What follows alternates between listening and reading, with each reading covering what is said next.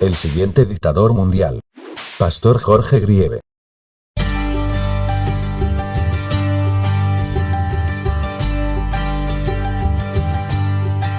El tema de esta noche es básico para entender los otros, porque estamos entrando al estudio de las profecías bíblicas. Yo no pretendo que ustedes van a salir con todo el conocimiento que ustedes esperarían tener, pero por lo menos estos tres temas de esta noche, mañana y pasado, van a servir para despertar el deseo de seguir profundizando, porque tienen que continuar, mis amigos. Vamos a ver una de las profecías más extraordinarias de toda la palabra de Dios. Ahora, los temas de esta noche, mañana y pasado tienen relación directa uno con el otro, así que traten de asistir. Muy bien. El tema, como Nila mencionó, el siguiente dictador mundial. Ustedes saben que a través de toda la historia de la humanidad, como una consecuencia, yo diría, del pecado, a través de toda la historia de la humanidad, ha surgido en la idea o en la mente de ciertos individuos, o de organizaciones, o de países, organizaciones políticas, el deseo de controlar el mundo, el deseo de imponer su ideología y controlar todo el mundo habitado. Ahora, es interesante, por eso el tema es el siguiente dictador mundial. ¿Habrá otro dictador mundial? ¿Habrá algún país que va a controlar todo el mundo, todo el universo, todo este mundo? ¿Habrá alguna concepción política que lo va a controlar? ¿Será el capitalismo el que lo va a controlar? ¿Será el comunismo el que lo va a controlar? ¿Será que ninguna de esas dos cosas? Vamos a ver en esta noche qué dice la profecía bíblica en cuanto a ese fenómeno. En este viaje que vamos a realizar, partimos 600 años antes de Cristo. Se encuentra en el libro de Daniel. Vamos a hablar precisamente acerca de Daniel el profeta. En esas cortes de los reyes antiguos, era una costumbre de ellos tener en las cortes a los hombres más entendidos, a los más sabios. Por eso el rey Nabucodonosor, un nombre medio raro, y así también sus descendientes, tenían todos ellos nombres raros: Nabucodonosor, Nabopolassar, Nabonido, diferentes nombres que tenían ellos, pero estos reyes siempre se rodeaban con personas muy capaces, muy inteligentes, que los llamaban sabios, también los llamaban escrutadores de los cielos, los llamaban astrólogos, y siempre los reyes se rodeaban de este grupo de personas. El caso es que este rey Nabucodonosor tuvo un sueño. Ahora yo quiero hacerles una pregunta. ¿Cuántos de ustedes sueñan? A ver, ¿cuántos sueñan? Déjenme ver. Muy bien. ¿Alguna vez se preguntaron por qué sueñan? Es medio raro decir por qué sueñan. Algunas veces yo creo que los sueños que tenemos y las pesadillas, cuando es de noche, es porque comemos demasiado o hemos comido una comida muy pesada. A veces es el fruto, ese es el fruto en realidad de ciertas pesadillas o sueños. A veces los psicólogos tratan de dar otras explicaciones. Pero en el caso de este sueño que tuvo el rey Nabucodonosor, había un propósito que Dios le había dado. Ahora, Dios le dio este sueño al rey Nabucodonosor y a él le pasó lo que a nosotros también nos ocurre muchas veces. Que tenemos un sueño y a la mañana nos despertamos y ¿qué ocurrió? Nos hemos olvidado del sueño y tratamos de recordar, pero ¿cuál será este sueño? ¿Cuál será este sueño? Pero no hay manera de recordarse del mismo. Y bueno, eso fue lo que le pasó al rey Nabucodonosor. Pero ese sueño era diferente. Yo les quiero decir, hay sueños y en casos de la Biblia donde Dios ha querido dar un mensaje, donde Dios ha querido revelar algo a través de los sueños o de las visiones también, ¿no? Bueno, entonces Nabucodonosor dijo, pero me he olvidado el sueño. Y él quedó tan impresionado del mismo que dijo, pero de alguna manera yo tengo que encontrar que alguien me diga qué sueño fue el que tuve. Entonces, el capítulo 2 del libro de Daniel nos presenta a Nabucodonosor, que llama a todos los magos y a todos los adivinos y a todos los caldeos y los escrutadores de los cielos, los llama a todos a una reunión con él. Y Nabucodonosor les dice en palabras muy claras, le dice, señores, yo he tenido un sueño, me he olvidado del mismo, me parece que es un sueño diferente de todos los otros, y yo quiero saber de qué se trata el asunto. Así que ustedes me van a decir el sueño que tuve.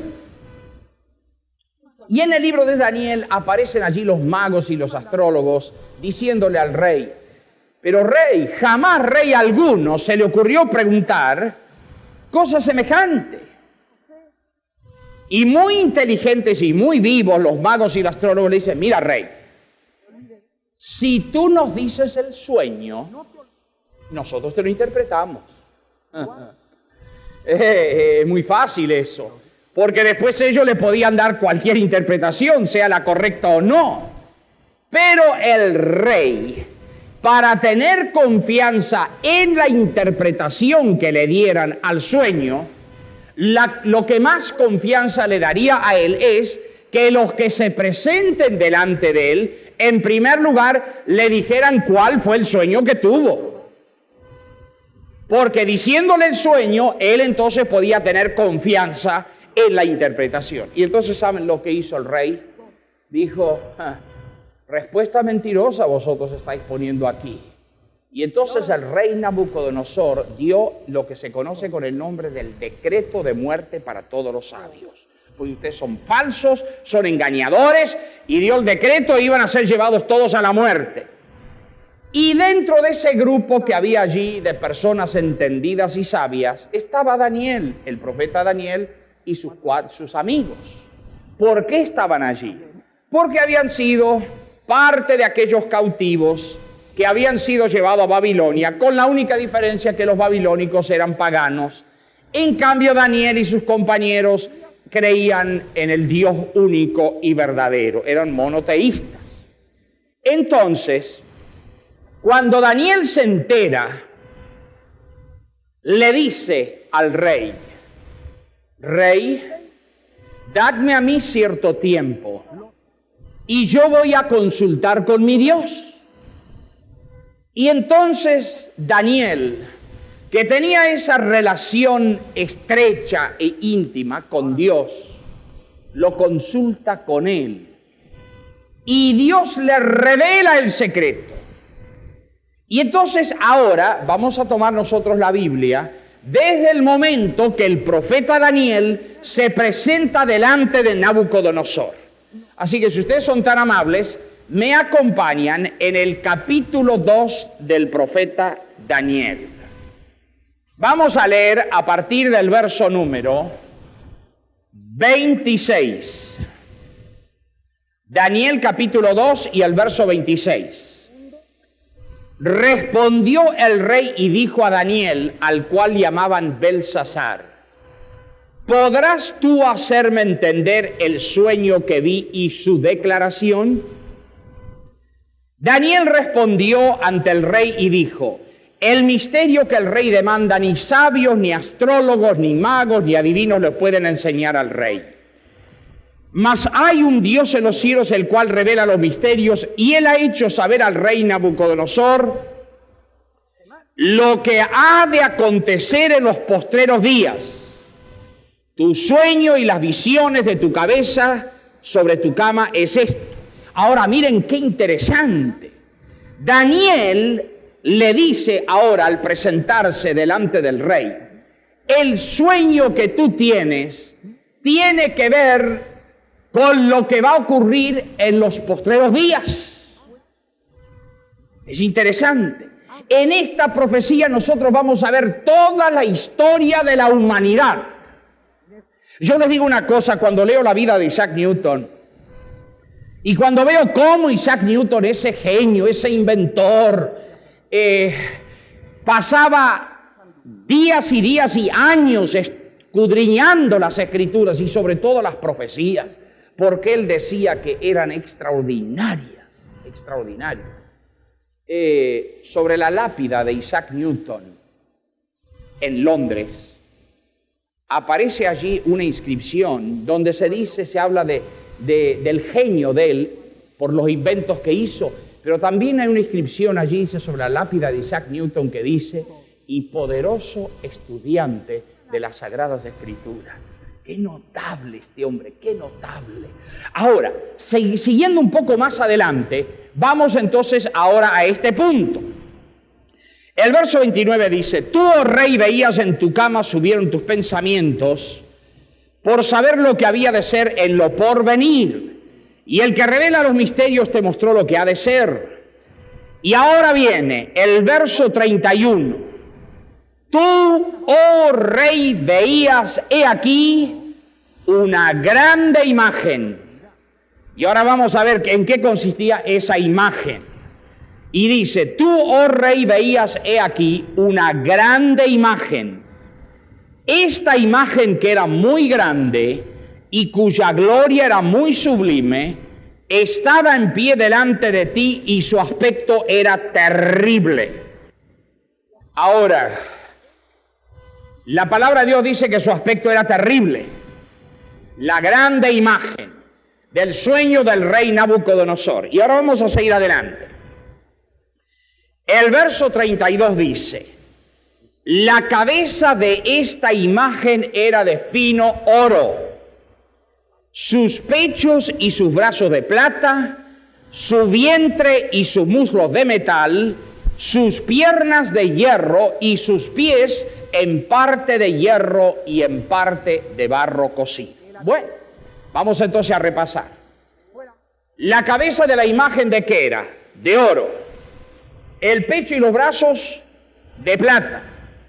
El vientre de metal o bronce. Las piernas de hierro y los pies en parte de hierro y en parte de barro cocido. Muy bien. Yo les digo algo.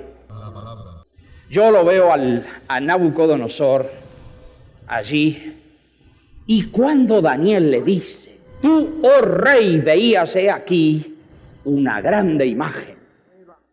Y cuando le dice que la cabeza era de oro y le va describiendo la parte de la estatua, yo me imagino que los ojos del rey Nabucodonosor, que los tenía pequeños, los habrá abierto pero grandes, porque eso era lo que él había visto. Así que ahora estaba delante de él uno en quien podía tener confianza de la interpretación que le diera al sueño que había visto. Ahora, no olviden que este sueño había sido dado por Dios para mostrarle al rey Nabucodonosor lo que iba a venir en los postreros días. Bueno, vamos a seguir adelante. Esto es notable, esto es interesantísimo. Miren lo que sigue diciendo. Entonces vamos ahora a la parte, el verso 34. Estabas mirando hasta que una piedra fue cortada, no con mano, la cual hirió la imagen en sus pies de hierro y de barro cocido y los desmenuzó. Entonces una piedra cae sobre los pies de la estatua y se viene todo abajo. Ahora noten que esta piedra dice, noten, estaba mirando hasta que una piedra fue cortada, pero dice, no con mano. O sea, esta piedra no fue cortada con la mano del hombre. No olviden eso. Seguimos. Entonces el verso 35. Entonces fue también desmenuzado el hierro, el barro cocido, el metal, la plata y el oro, y se tornaron como tamo de las eras del verano, y levantólos el viento y nunca más se los salió el lugar. Mas la piedra que hirió la imagen fue hecha un gran monte que hinchó toda la tierra. Bueno, el rey Nabucodonosor ya no tenía ninguna duda. Ese era el sueño que había tenido. Pero ahora venía lo que más le interesaba a él. ¿Y qué significaba todo ese sueño? ¿Qué significaba el sueño? Miren ahora. Vamos a ver los versículos que siguen, donde dice lo siguiente. Vamos a tomar ahí el verso 38. Y todo lo que habitan hijos de hombres, bestias del campo y aves del cielo, Él ha entregado en tu mano y te ha hecho enseñorear sobre todo ello. Tú eres aquella cabeza de oro. Directamente. Daniel le dice, tú eres la cabeza de oro. Y el verso 39 dice, y después de ti se levantará otro reino menor que tú. Y no termina allí, dice, y otro tercer reino de metal. Noten, otro tercer reino de metal. La tercera parte de la estatua era de metal. Ustedes se dan cuenta que Daniel les está diciendo que cada parte de la estatua que es de un metal diferente, representa un reino. La cabeza de oro, tú eres aquella cabeza de oro. Babilonia. Empieza este primer imperio universal en el año 606 a.C. y va hasta el año 538 a.C. Pero acabamos de leer que después de ti vendrá un segundo reino. Y dice un tercer reino de metal. Noten, reino de metal. Está hablando que cada una de estas partes representa un reino. Pero ahora miren, ahora viene una parte importantísima. Un tercer reino de metal. Pero vienen 4 o 5 palabras que tenemos que leerlas. Mira lo que dice. Dice... El verso 39 estoy leyendo. Y otro tercer reino de metal. Mira lo que dice ahora. El cual se enseñoreará. ¿De qué parte de la tierra? De toda la tierra. Mis amigos, cuando yo estaba en el colegio secundario, en el bachillerato, en el high school, a mí me encantaba la historia, me encantaba. Es lo que me gustaba más, lo que más me gustaba de todo era la historia. Yo nunca me imaginaba, con el correr de los años, que lo que a mí me enseñaron cuando estudiamos historia antigua y cuando estudié los imperios universales que habían controlado el mundo, pues a mí me lo enseñaban como historia y claro, yo lo estudiaba y lo creía y lo leía. Pero jamás estaba en la imaginación mía que en la palabra de Dios, que en la Biblia, venía presentándose toda esa historia que los profesores me enseñaban, que ya venía presentada cientos y cientos y cientos y cientos de años antes de que siquiera esos imperios universales aparecieran. ¡Qué increíble! Ahora, aquí está hablando de imperios universales que iban a controlar todo el planeta, toda la Tierra. Imperios universales. Ahora, el segundo imperio universal dice un segundo reino un poco menor que tú. Yo les digo una cosa, no hay un metal que represente mejor al imperio babilónico y sobre todo al rey Nabucodonosor. Del período en que Babilonia controló como imperio universal todo este mundo, al rey Nabucodonosor le correspondió 60 años de ese período. Nosotros podríamos estar hablando horas y horas acerca de lo que era Babilonia. Era maravilloso Babilonia. Los jardines colgantes de Babilonia eran considerados como una de las 7 maravillas del mundo. Eran tan adelantados los babilónicos que la diferencia del cálculo de los eclipses de luna de aquella época hasta hoy día más o menos tiene una diferencia entre 3 o 4 minutos con los cálculos actuales. Se dice que el famoso sistema sexagesimal que se usa en muchos países, los que comenzaron con él fueron los babilónicos. La ciudad de Babilonia era una maravilla, era una ciudad inexpugnable desde el punto de vista humano y militar. Nadie siquiera pensaba en que esa ciudad podía ser destruida. Y yo les digo una cosa, yo sé que a veces en la palabra de Dios se lo pone a Nabucodonosor como un hombre que era muy orgulloso, y entonces después en el libro de Daniel aparece el castigo que él recibió por ese orgullo. porque él decía, ¿qué pasará de la grande Babilonia? Que esto... Y la verdad que tenía razón lo que decía, porque Babilonia era grande, era grande. La riqueza que tenía en oro, mis amigos, en oro. Solamente dentro de la ciudad de Babilonia había una mesa de oro en el templo de Belo-Merodach, que unos años atrás me puse a hacer el cálculo en dólares de cuánto valía esa mesa, y es unos años atrás, y alcanzaba 35 millones de dólares. Una mesa solamente en uno de esos templos. Así que, ¿les parece que está mal elegido la cabeza de esa de oro para decir, tú eres aquella cabeza de oro? Pero noten que Babilonia iba a llegar un momento en que iba a sucumbir como imperio universal, y así ocurrió. En el año 538, antes de Cristo, Babilonia destruida por los medos y los persas. Y les digo una cosa, que hay una profecía en el libro de Isaías, el capítulo 13, que viene hablando acerca de cómo iba a ser la destrucción de Babilonia. Cómo iba a levantar en contra de él a Ciro, un rey de los medos y de los persas. Y esa ciudad, que era inexpugnable, era atravesada por un río. Y cuando los babilónicos estaban en una de esas fiestas, porque las fiestas que ellos hacían eran de 7 días, de 8 días, y estaban todos borrachos. Pero ¿quién podía entrar si estaba herméticamente cerrada? Nadie podía entrar. Pero los medos y los persas fueron inteligentes y lograron desviar el curso del río que cruzaba la ciudad. Y entonces, como estos estaban todos borrachos y 7 días en una tremenda fiesta, empezó a bajar el nivel del río. Y fue bajando y bajando y bajando y bajando y bajando y bajando. Y por el nivel del río que había bajado, se metieron todos adentro y los agarraron a todos ellos tomados y ebrios. Aunque Nabonido no estaba en Babilonia en ese momento, sino estaba en una campaña afuera, el que estaba allí a cargo de Babilonia era Belsasar.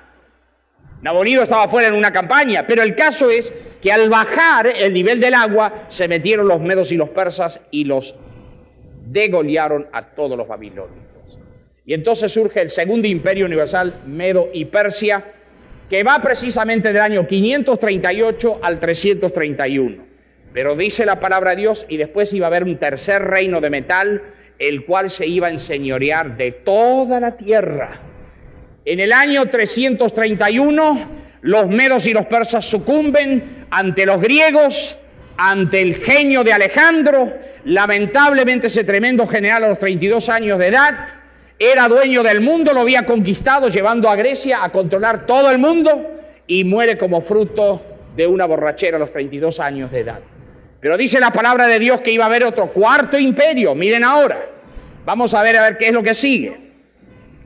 Dice ahora, el verso 40, y el reino cuarto será fuerte como hierro. ¿Se dan cuenta, mis amigos? Aparece de nuevo, reino, hierro, cuarto. Está diciendo clarito, el cuarto reino de hierro. Ahora a ver, ¿qué es lo que dice acerca de ese reino de hierro? Dice, y el reino cuarto será fuerte como hierro, y como el hierro desmenuza y doma todas las cosas, y como el hierro quebranta todas estas cosas, desmenuzará y quebrantará.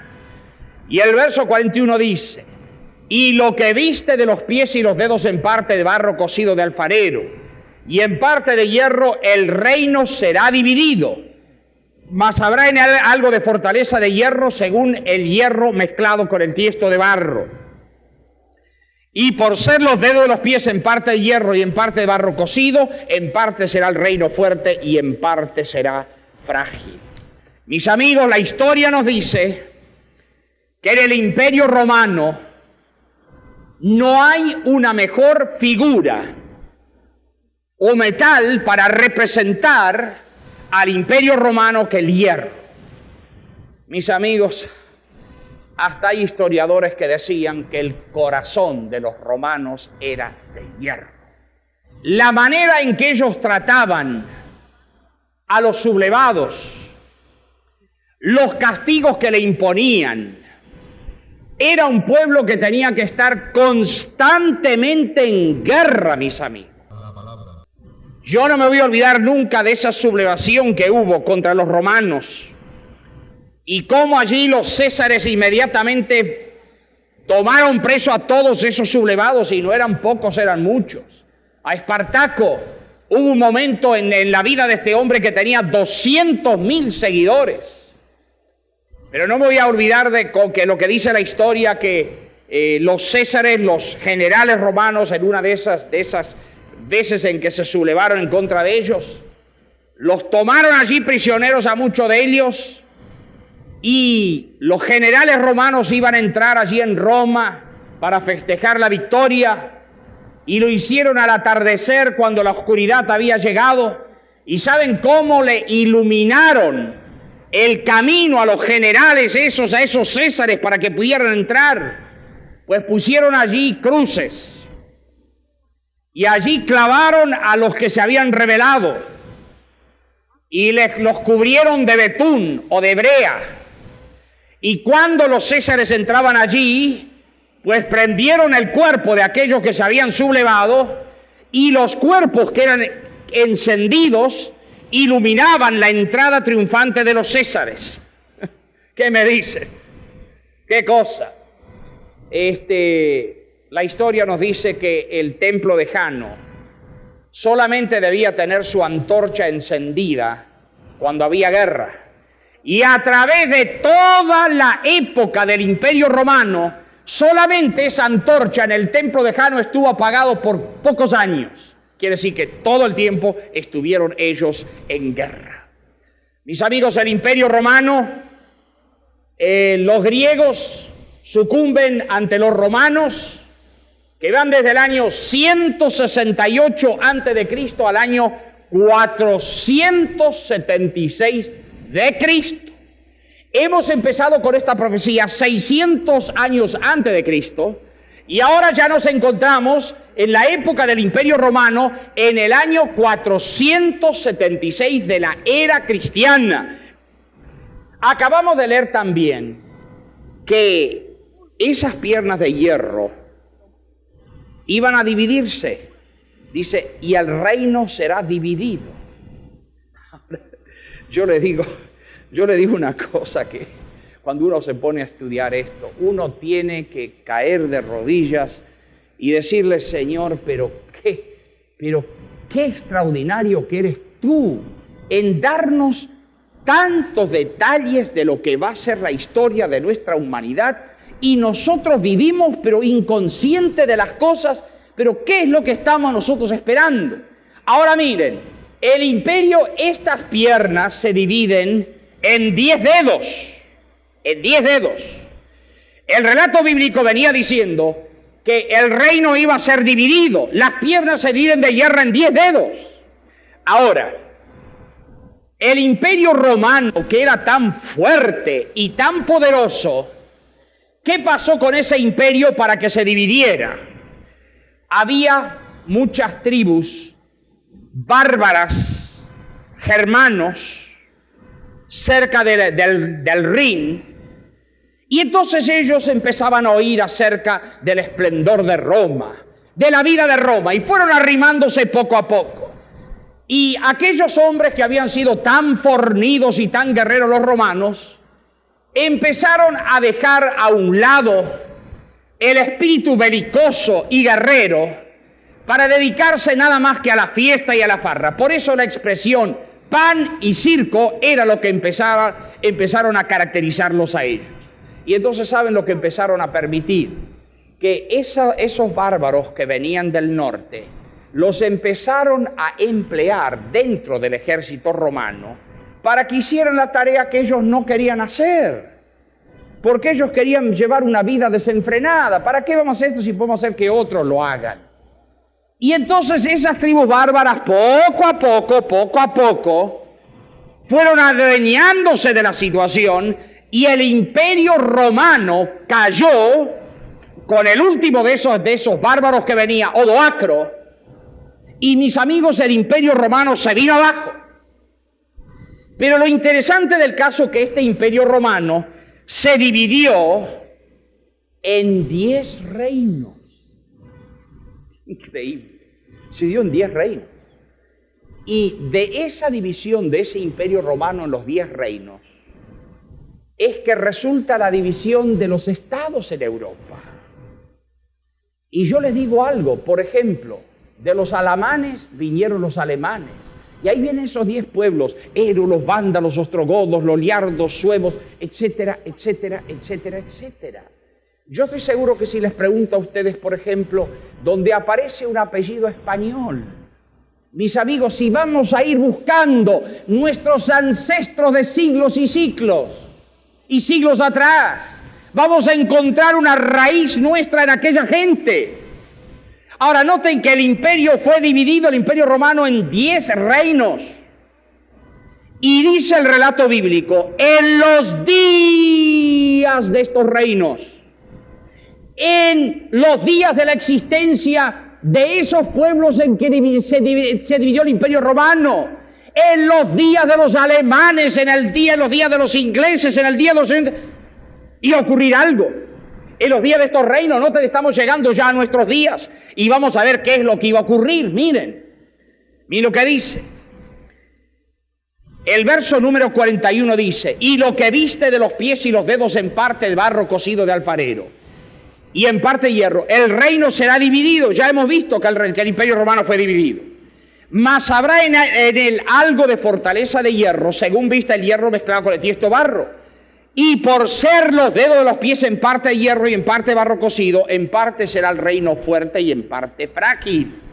Y ahora dice, cuanto a aquello que viste el hierro mezclado con tiesto de barro, mezclaránse con simiente humana, mas, y escuchen estas 3 palabras, no se pegarán el uno con el otro, como el hierro no se mistura con el tiesto. Mis amigos, escuchen. El reino iba a ser dividido. El imperio romano se dividió en esos 10 reinos. En parte iba a ser fuerte, en parte frágil. Ahora, hemos visto allí que dice que no se pegarán. Estos 10 reinos no se iban a pegar. Desde la existencia del imperio romano, la profecía bíblica venía diciendo, no se pegarán. No iba a haber otro imperio universal. Pero sin embargo, el hombre iba a tratar de establecer otro imperio universal. Y después de estos 4 imperios universales y sobre todo de Roma, se han hecho muchos intentos en nuestra humanidad de establecer otro imperio universal, mis amigos. Pero ustedes conocen un poco la historia. Dice allí que mezclaránse con simiente humana. Hasta eso iba a tratar de hacerse para lograr establecer un 5º imperio universal. Ustedes conocen la historia, por ejemplo, de Napoleón.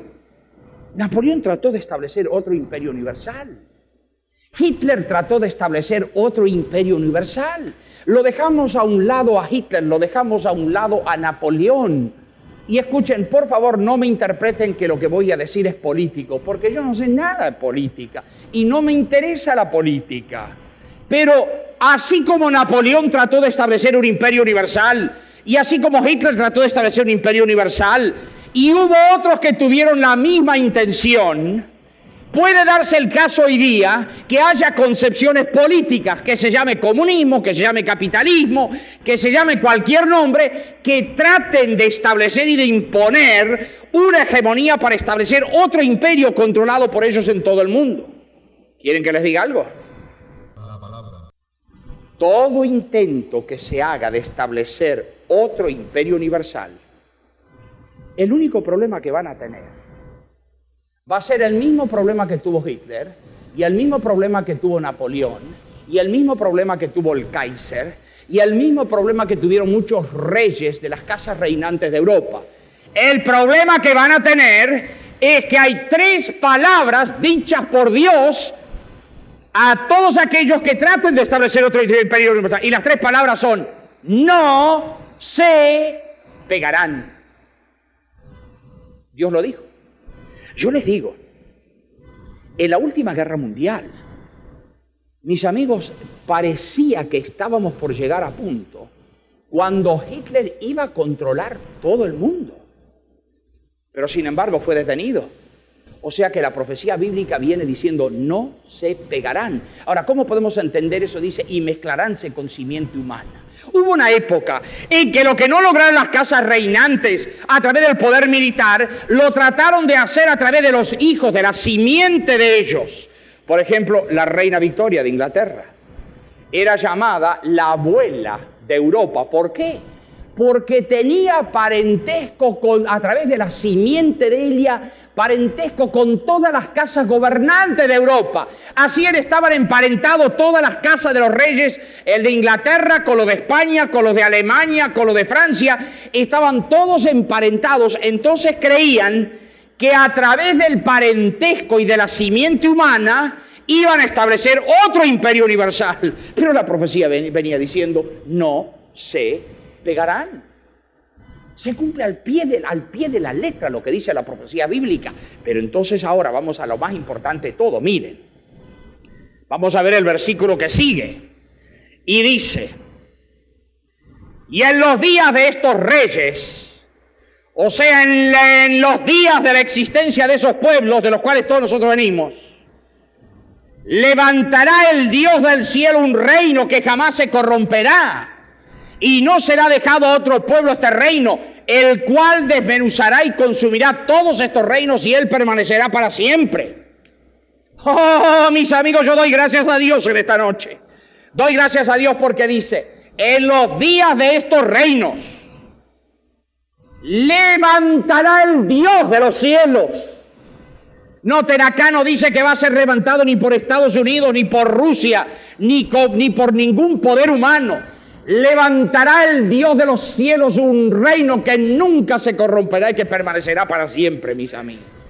O sea, que va a haber un quinto imperio universal. Claro que lo habrá. Pero yo doy gracias a Dios de lo profundo de mi corazón en esta noche que ese quinto imperio universal no va a ser levantado por el hombre. ¿Y saben por qué doy gracias a Dios? Porque el hombre siempre tiene motivaciones de ansia de poder. El problema que nosotros tenemos en el mundo hoy día es el ansia de poder en el hombre, de controlar a sus semejantes.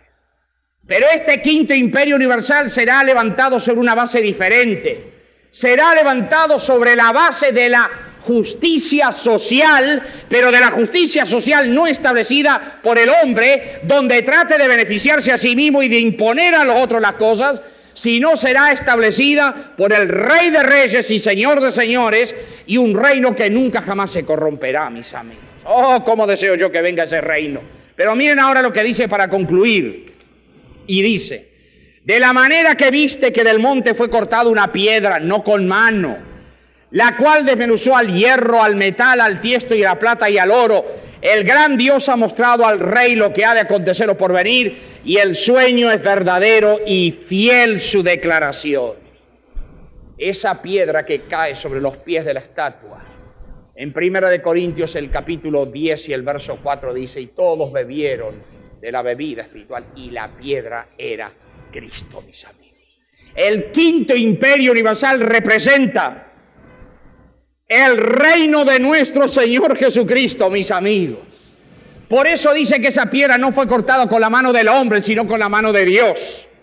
Ahora viene la gran pregunta. ¿Y cuándo se establecerá ese quinto imperio universal? Mis amigos, no está en esta noche en mí la facultad de poder dar ni día, ni hora, ni fecha. El día y la hora dice la palabra de Dios que nadie lo sabe. Pero sin embargo, la palabra de Dios dice que si nosotros solamente levantamos nuestra vista, porque dice el Evangelio de San Lucas, cuando vieres ocurrir todas estas cosas, dice, levantad vuestra cabeza porque vuestra redención está cerca. ¿Y cuáles son las cosas que tienen que ocurrir?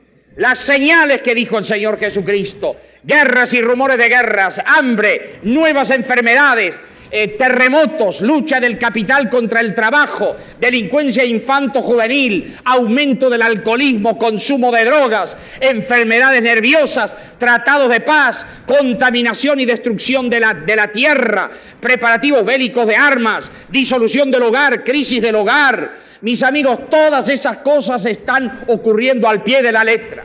Así que, ¿qué es lo que falta? Para mí, lo único que falta es que se termine de predicar el Evangelio, mis amigos. Y la palabra de Dios dice en Mateo 24:14, y será predicado el Evangelio y entonces vendrá el fin.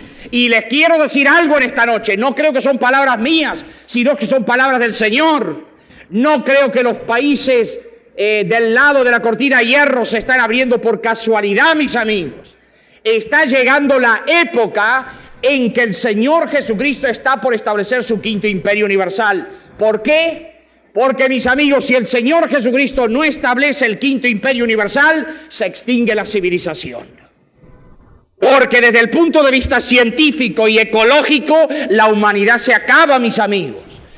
Se acaba, pero el Señor Jesucristo dice, destruiré a los que destruyen la tierra. No será el hombre que va a destruir el planeta. Porque el reino del Señor se va a establecer antes, representado por la piedra que cae sobre los pies de la estatua. Y mis amigos, yo quiero formar parte de ese reino. Y confío por la gracia de Dios que todos ustedes se unan conmigo para formar parte de ese reino. Muy bien, vamos a ponernos de pie para tener una palabra de oración. Antes de orar, no me falten, por favor, porque son temas, pero muy importantes. Vamos a ver cosas que probablemente ustedes ni se imaginaban. Sin embargo, está en la palabra de Dios. Y es una de las profecías más extraordinarias que aparecen en toda la palabra de Dios. Vamos a inclinar nuestro rostro. Cariñoso y amante Padre que moras en lo alto, te damos gracias en esta noche porque tú nos has permitido abrir tu santo libro y estudiar acerca de él. Señor, te damos gracias por la presencia de tu Santo Espíritu. Porque eres el que ha inspirado la Biblia, el que la interpreta y el que nos da a nosotros la capacidad de comprenderla. Te quiero pedir en esta noche que tú nos ayudes, no solamente para entender tu santa palabra como un libro de información, sino que la Biblia es más que un libro de información, es el libro de Dios. Es la voz de Dios que nos habla y es la espada de dos filos que alcanza hasta partir el alma. O sea, si yo integro el contenido de ese libro, que es la voz de Dios, la voluntad de Dios para mi vida, pues yo voy a ser transformado completamente. Y de un individuo que tal vez caía, tropezaba, me transformo en un vencedor por el poder de Cristo Jesús. Oh Dios, yo te ruego en esta noche que tú nos despidas ahora con la paz del cielo, con el gozo que solamente da Cristo Jesús. Y haz que este estudio que estamos realizando en estas conferencias sea de tal manera fructífera para nuestra vida, que podamos nosotros volver a encontrarnos, no solamente en esta tierra, en otra reunión, sino que podamos encontrarnos con el mismo Señor Jesucristo en el reino de los cielos. Te lo pedimos y te lo agradecemos en el nombre de Cristo Jesús. En comentario destacado tienes el link a la lista de sermones.